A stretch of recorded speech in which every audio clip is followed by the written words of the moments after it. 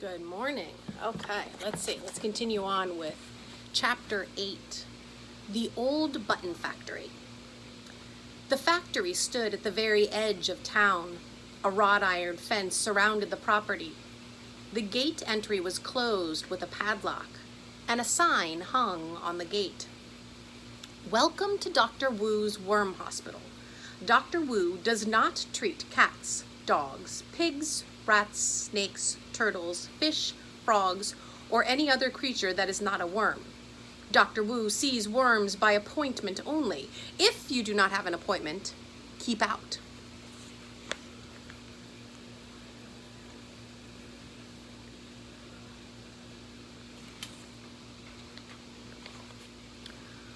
We don't have an appointment, Ben said with a sigh. And we don't have a worm, said Pearl. But somebody in there knows something about dragons, or else they wouldn't be making dragon's milk.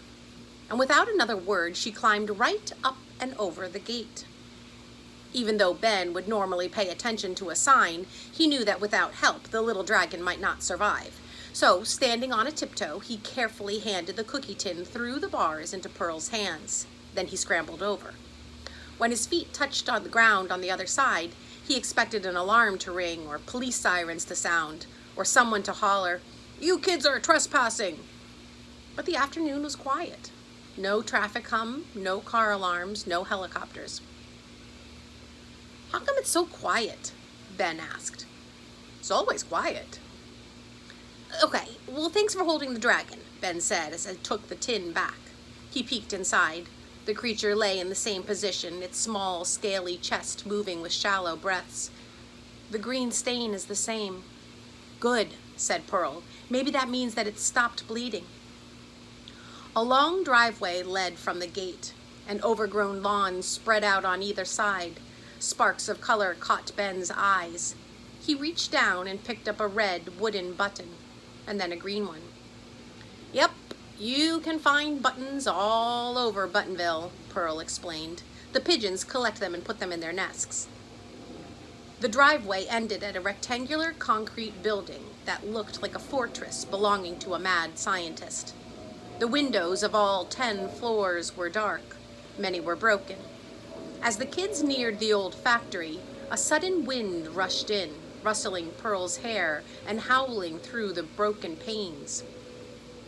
Kinda sounds like this place is haunted, Ben said. Maybe it is.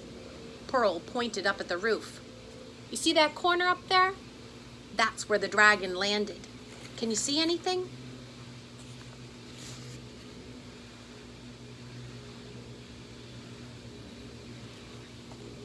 No, but if a dragon built a nest on top of the old factory, it's probably in the center of the roof where no one can see it. Yeah, you're right. That makes sense, Pearl said. And then she led Ben around to the side of the building. Look, she said, pointing to an old metal ladder. It's a fire escape ladder. We can climb to the roof. I don't want to climb to the top, Ben said. The ladder was rusty, and when Pearl grabbed it, it jiggled. While he was worried about the ladder coming loose, he was more worried about what might be hanging out on top of the roof. What if the mother dragon is sleeping and we wake her up? The wind picked up and a loud howl sounded again. Pearl let go of the ladder. We have to take the baby back to its mother, she said. No, we don't, Ben said. I've been thinking about it. Dragons are like reptiles, right, Pearl? Pearl shrugged. I guess so. Well, reptiles don't actually stay with their parents. Right after hatching, a baby snake slithers away.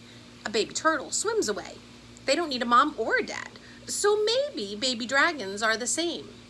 Ben clutched the cookie tin. If the baby dragon doesn't need its mother, then I want to keep it. Something growled. Pearl glanced around nervously. Okay, but you're still going to need to see the doctor. Let's try knocking on the front door. A note was taped to the front door. The Worm Hospital is closed until it is open. Pearl knocked. Then she knocked harder. Hello? She called. And a light turned on inside. It trickled through the crack beneath the door. Pearl stepped back and grabbed Ben's arms as footsteps sounded. "Somebody's coming," she whispered.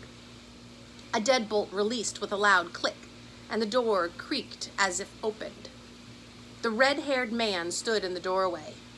"Yes," he said, his red eyebrow raised expectantly. He no longer wore a black raincoat. His white shirt sleeves were rolled up, exposing arms that could only be described as, well, furry.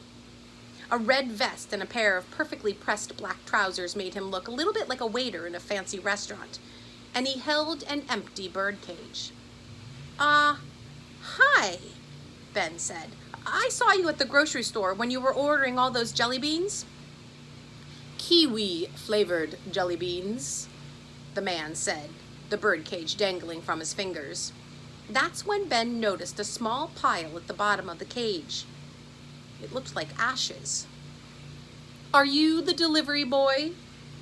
"No," Ben said. "Don't you remember me? You picked a hamster hair off my shirt, and I found your recipe for dragon's milk and gave it back to you."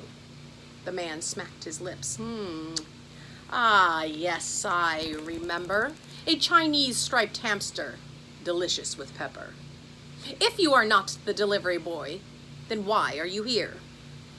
"We need your help," Pearl said. "Dr. Wu's worm hospital is closed."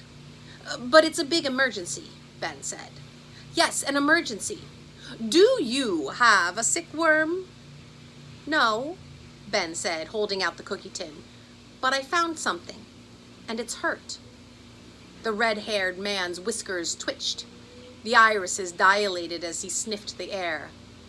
"Do I detect a wyvern?" He pressed his nose against the tin. "Yes, yes, indeed. My dear boy, you have found our missing hatchling." Hatchling? Ben realized the man must be talking about the baby dragon. Do you know how to take care of hatchlings?" "Dr. Wu knows how to take care of most everything." The red-haired man shifted the birdcage to his left hand and then held out his right hand. "I'll take it. You can leave it with me." "But I don't want to leave it with you. I'd like to keep it. I just need to find Dr. Wu so she can fix it." "Keep it?" The man frowned. "Well, that is not possible." Then his gaze darted to the birdcage. The little pile of ashes began to glow, sparks rising as if the remains of a very tiny campfire. "Ah, the phoenix arises. Wait here." And he shut the door. "Phoenix?" Pearl said. "I know what that is. I know all about birds. I have a bird nest collection." She went on to explain. "A phoenix is a bird that bursts into flames, and then it is reborn from the ashes." Before Ben could comment, the door opened and the red-haired man, now empty-handed, stood once again in the doorway. "Are you from the imaginary world?" he asked the kids. Pearl and Ben shared a bewildered look, and then they both shook their heads. "Then you cannot keep the hatchling. Imaginary world creatures are not allowed to live in the known world. It is against the rules." Known world? Imaginary world? A shiver slithered down Ben's spine. What was this man talking about? "When you said imaginary world, did you mean it's an actual place?" Pearl asked. "Of course it's an actual place," the man replied. "Where else would the hatchling have come from?" And then he cleared his throat. "Oh dear, perhaps I should not have said that." A faint squeak echoed inside the cookie tin. Although Ben's head was swarming with questions, he knew the baby dragon needed help. "Please, can we see Dr. Wu?" "Dr. Wu is not here. She is making a house call. I am in charge during her absence." The man stepped aside. "If you will not relinquish the creature, then I guess you'd best come in."